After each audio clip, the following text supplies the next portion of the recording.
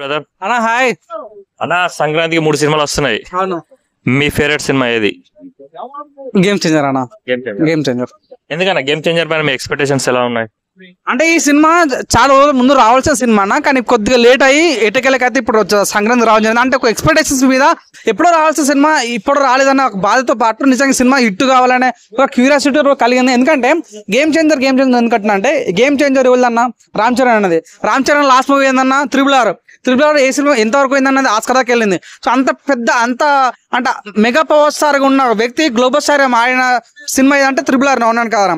ఆ తర్వాత వచ్చే సినిమా ఎలా ఉండబోతుంది, అది ఎలా ఉంటుంది అనుకుంటే మధ్యలో ఆచార్య వచ్చి కొంత డిసప్పాయింట్ చేసినప్పుడు కూడా అరే ఈయన సినిమా రావాలని ప్రజలకు కోరిక ఉందన్న.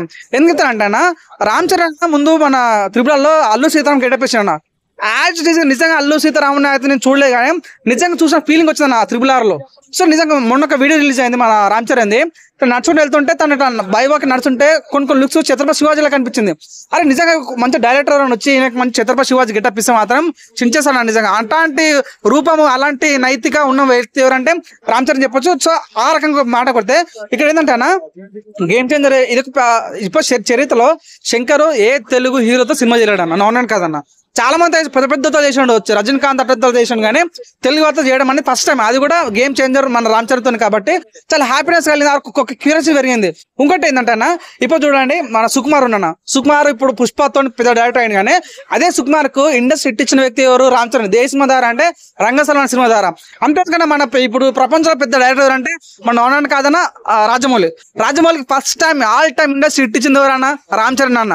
సో నిజంగా డైరెక్టర్ కి హిట్ ఇవ్వాలన్నా వాళ్ళ పేరు తేవాలన్నా ఈ రకంగా యాక్టింగ్ చేయాలన్నా మట్టిలో మాణిక్యం లాగా మన పుష్పలో డైలాగ్ ఉంటా అన్న, మట్టిని నేను నన్ను తొక్కుతా ఇట్టుకవుతాను, రాయిని నేను నన్ను చెక్కుతా దేవుడు శిల్పాన్ని అవుతాను అన్నట్టుగా నిజంగా తనలో తాను ప్రతి ఎక్కడో చిరుత నుంచి మొదలైన తన ఈ పోరాటం నిజం ఇక్కడ ఎంతో విజయాలు ఎన్నో సక్సెస్ చాలా బాగా అనిపించింది. గేమ్ చదువుకున్న ప్లస్ ఏంటంటే అన్న లుక్స్ చాలా బాగా అనిపించినాయి, మ్యూజిక్ చాలా బాగా అనిపించింది, ఫోటోగ్రాఫ్ చాలా బాగా అనిపించింది, చాలా ఫ్రెష్ గా చాలా నీట్ గా అనిపించింది. కాబట్టి అరే 100% గేమ్ హిట్ కావాలి అన్న ఫీలింగ్ ప్రతి ఒక్కరు అన్న. ఈ సినిమాలో మెయిన్ ఎస్ జె సూర్య పర్ఫార్మెన్స్ నిజంగా ఆ ట్రైలర్ టీజర్లు చూసాం, ఎంత బాగా అనిపించింది. ఎస్ జె సూర్య ఎంతమంది సరిపోదా చేశాడు.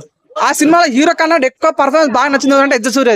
ఆయన ఈ సినిమాలో విలన్ చేయడం అంటే చాలా క్యూరియాసిటీ. తమన్ బీజం కానీ సో మన శ్రీకాంత్ కానీ సముద్రకాంత్ కానీ సినిమాకి ఒక రకమైన బూస్టింగ్ ఉంది. నేను కూడా మొన్న ఆలోచన మాట్లాడినా, నా సినిమా నాది ఒక్కటే హిట్ అయ్యి నా రికార్డులే ముందుండాలని కోరుకోవట్లేదు, ఎంతమంది వచ్చి రాబోతే సినిమా కూడా హిట్ కొట్టాలి, మంచి నా సినిమా రికార్డ్ బ్రేక్ కొట్టాలి అని అంటే నాకు అనిపించింది నిజంగా ఆ సినిమాని బ్రేక్ కొట్టాలన్న ఆ స్టాండ్ ఉన్న వ్యక్తి ఎవరంటే రామ్ చరణ్. సో నాకు నమ్మకం సినిమా ఫస్ట్ డే మంచి పాజిటివ్ టాక్ వస్తే మాత్రం సినిమా బ్లాక్ 100% మంచి రికార్డ్ కొడతా నమ్మకం ఉంది.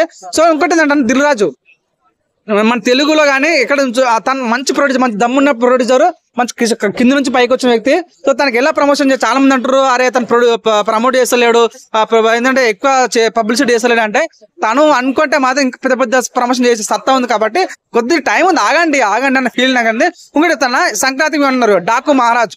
సో ఇక్కడ డాకు మహారాజ్ ఎవరిదన్నా? బాబీ ప్రతిసారి సంక్రాంతికి వస్తాడు హిట్ కొట్టిపోతున్నాడు, అవునాను కాదన్న.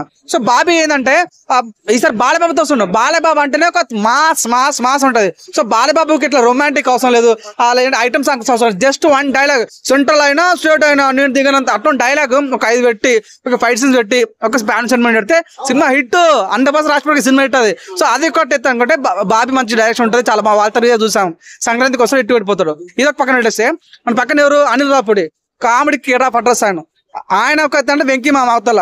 సో ఎంత అంటే నువ్వు ఎంత పెద్ద ప్రెజర్లు ఉండు, నేను సింపుల్ ఫ్రాక్షన్స్ నవ్వించే వ్యక్తి వెంకీ.